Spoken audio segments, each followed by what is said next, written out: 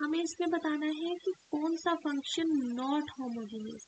Homogeneous की definition क्या होती है कि अगर आपके पास एफ ऑफ एक्स वाई कोई फंक्शन है, आप क्या करोगे, एक्स की प्लेस पे एच एक्स कर दो, वाई की प्लेस पे भी एच एक्स वाई कर दो। इसको सिंप्लीफाई करोगे तो एच कॉमन आ जाएगा। अगर एच कॉमन आ रहा है और आप फंक्शन को ऐसे लिख सकते हो तो आप कहोगे कि फंक्शन हमारा होमोजीनियस। तो ए पार्ट में देखोगे तो डिग्री से मैं यहाँ पे एच वाई की वैल्यू वाई की पावर 2, यहाँ भी पावर टोटल डिग्री है 2, तो ये होमोजीनियस होना चाहिए। अगर आप सॉल्व करके देखना चाहते हो तो देखो, y को मैंने एच वाई किया माइनस एक्स को किया एच एक्स, वाई को किया h y, h square y square minus h square x y, तो मैं यहाँ से एक्स स्क्वायर कॉमन निकलेगा, राइट। तो ये आ गया एक्स स्क्वायर और y square minus x y. तो ये यहाँ पे जो होता है ये डिपेंड करता है कि एच कितनी पावर बाहर आएगी, वो डिग्री पे डिपेंड करता होता है।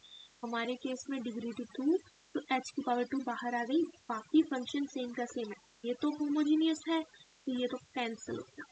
तो बी ऑप्शन के बारे में देखो तो h y h x minus 3 times h of y, तो एच यहाँ से भी कॉमन निकल रहा है, तो अब बचा एक्स माइनस 3y, डिग्री यहाँ भी 1 थी, डिग्री 1, तो ये सेटिस्फाई करेगा होमोजीनियस। तो यस ये भी होमोजीनियस है, लेकिन हमें ढूंढना है जो नहीं है, not. Next sine square of H over x, तो देखते हैं सी पार्ट में देखो, साइन स्क्वायर y को करोगे एच वाई, एक्स को करोगे एच एक्स, प्लस y को करोगे तो एच वाई और x को करोगे तो एच एक्स, ये इसके साथ है और ये जो टर्म है ये अलग है। h और x तो कैंसिल हो गए, तो sine square y over x plus यहाँ भी h से h कैंसिल हो जाएगा तो y over x, same function रहा।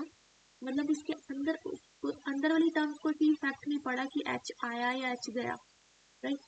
तो ये भी होमोजीनियस है क्योंकि h ने इफेक्ट नहीं डाला। लेकिन जब आप डी पार्ट करोगे तो देखो डी ऑप्शन में हम जब किया tan of h x minus second h y, यहाँ से तो हम ले ही नहीं सकते कॉमन, और ये ओरिजिनल फंक्शन जैसा तो नहीं है।